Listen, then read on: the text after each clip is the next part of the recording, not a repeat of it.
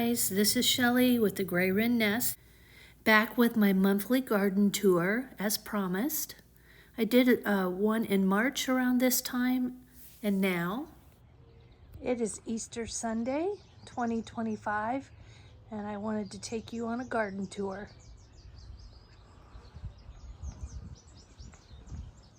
Oh, looks like the Easter Bunny's been here.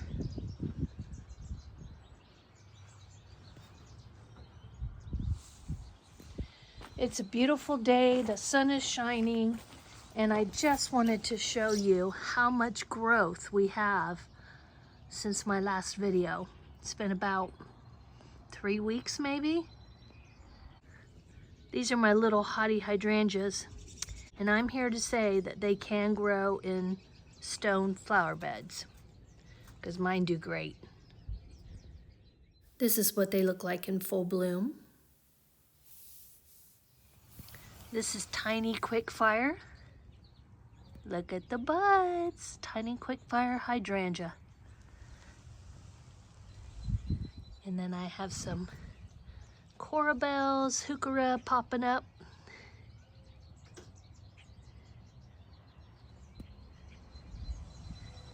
And I have 1, 2, 3, 4 tiny Quickfires and several Heuchera. Underneath this beautiful coral burst lollipop crabapple, and it's getting ready to burst in bloom. I'm so excited. And here's a photo shoot from last year when they were in full bloom. My creeping phlox that fills out this point going down to the driveway. Oh, look, the Easter Bunny popped an egg there. It's getting ready to bloom.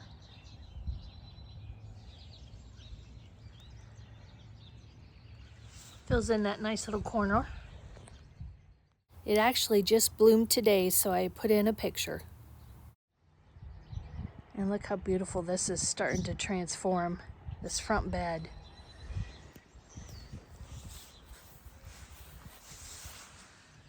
My rose bushes are looking gorgeous. This is Salsa Mango, Proven Winners Salsa Mango Rose Bush. It only gets about 12 inches to 18 inches high and wide. So it's a little tiny one. Love it. As a border, I have it in front of my hydrangeas. And these are also little Hottie hydrangeas. Starting to burst in buds here. The buds are coming out, the leaf buds. Not the bloom buds, but the leaf buds. And here's a look back from last year.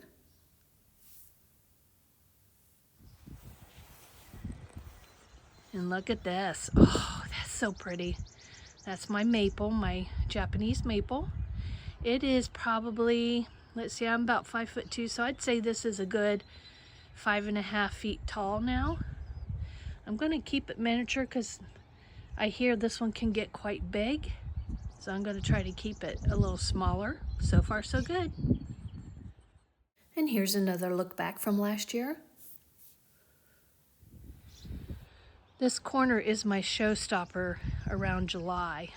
At the bottom, I have Autumn Joy Sedum. And this is a vanilla strawberry hydrangea tree. Look. Oh, I'm so excited. It is so healthy. And it's going into its, oh gosh, I'm trying to think, 4th or 5th year. And I'm still keeping it staked up because that trunk is still kind of tiny. I don't want it to snap in the wind.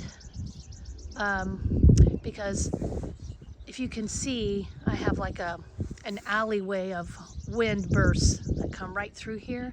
See, there are no houses there to block anything, and boy, that wind gets intense. But isn't that pretty? Look. See, right now we have a gentle breeze and it's moving pretty good. And here's a look back from last year, and this was taken in August. This is my Carl Forrester grasses, and I want to say these are going into the 4th or 5th year. I think I'm going into my 5th full season of planting now, and oh, these are gorgeous. If you take a look at my March video, it was looking pretty sad, but this is just like 3 weeks later, and they get gorgeous kind of pinkish plumes on it. It's a stunner. And that is my opening to go down into the basement window of a bedroom so that there is an escape. And I think I shared, it's dirty right now, but I haven't been out with the water. See, my spigots are still tied up here. We could easily get another frost and a freeze, so I'm waiting. So it's still dirty, just what the rain washes off. But I shared earlier, down inside, I can use that as a little mini greenhouse. It's pretty awesome. Haven't had to use it yet this summer, but if I need to, or this spring I should say, if I need to, I can put flats of impatiens down in through my bedroom window. I don't know if you can see, the bedroom window is right here. I just open the window and slide in my flats of impatiens. And here's a look back to last year, and this was after the pink plumes turned more brown. These are my proven winter hydrangeas. I have 3 Bobos, 1, 2, 3. And then these are little Quickfires, 1, 2. And my son-in-law came over this spring and we cut them back pretty drastically so that they don't get too overgrown. If I let them go, they would be anywhere between 3 and 5 feet high and wide. But we like to keep them in check so they don't get too big and overtake this flower garden. And then down the hill, I have some golden false cypress bushes, and those are also trimmed for the new season. And here's another look back of these Bobos and Quickfires. They are stunning. Let's just take a moment to enjoy this view of these beautiful trees that are blooming.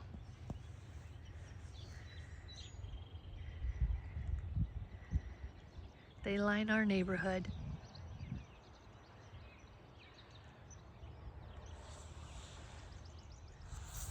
Here's my front flower bed out by the lamppost.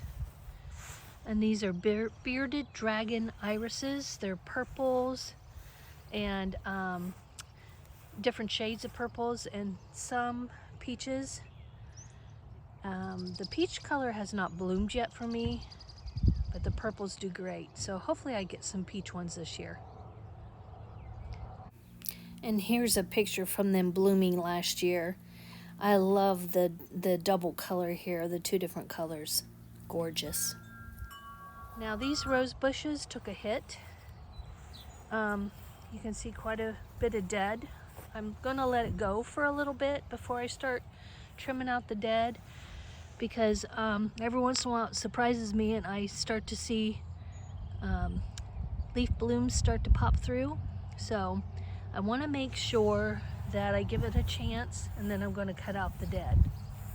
But we had a really, really, really unbelievably cold winter. And here's a photo from last year.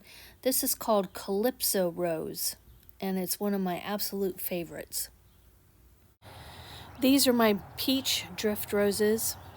I don't know if you can hear the birds in the background, but they just are chirping up away. Can you hear them?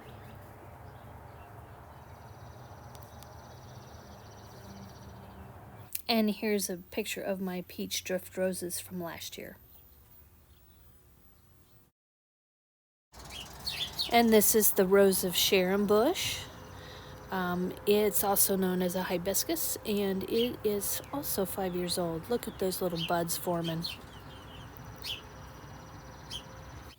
And around mid-July, we get these beautiful blooms.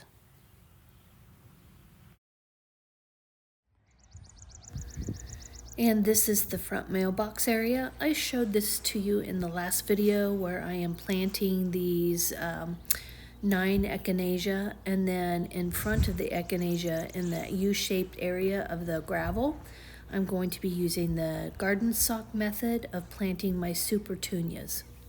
So stay tuned.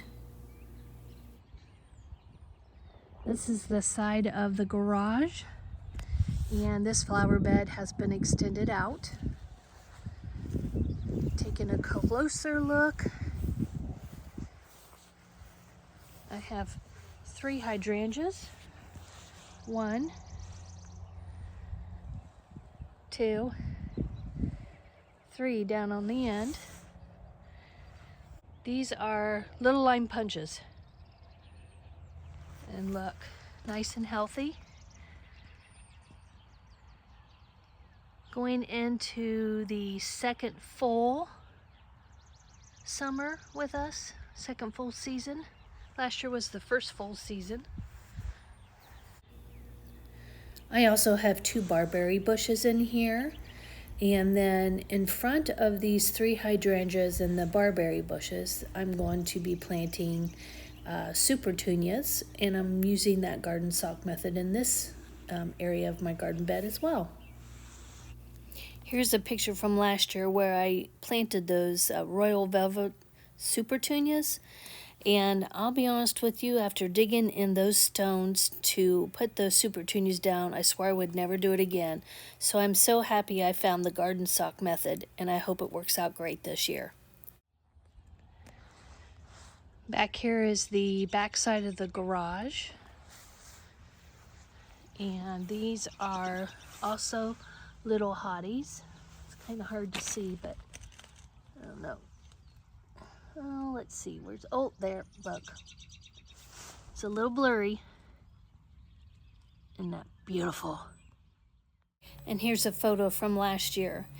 These little hotties are in 8+ hours of direct sunlight daily in rocks, and they never burn. This is my rose bush area off of my kitchen, my bay window area. And these are knockout roses. They're peach knockout roses, and they are simply gorgeous. Once again, I still have a few dead areas that I might need to cut out. It becomes more evident as my leaf buds, bloom out. So I'll be trimming those up here in a little bit. And here's a look back to last year on these rose bushes. They are simply stunning. There's that Easter bunny again. Right there. Sly little Easter bunny. Once again, these are golden false cypress bushes. See how they get wispy? I love that about them. I just don't let them get out of control. These are Limelight Primes. Proven winners, Limelight Prime hydrangeas. And they're doing well. And here's a look back to early summer last year when they were beginning to bloom. And now we're headed down our little terraced hill that was upgraded a few years ago with stone stairs down the hill and a little pathway to our patio. And now I'm going to close with this beautiful picture of my great-grandchild. Yes, I said great. My first great-grandchild. Thought I would share them. Happy Easter, everyone. Please like and subscribe, and I'll see you in the next video.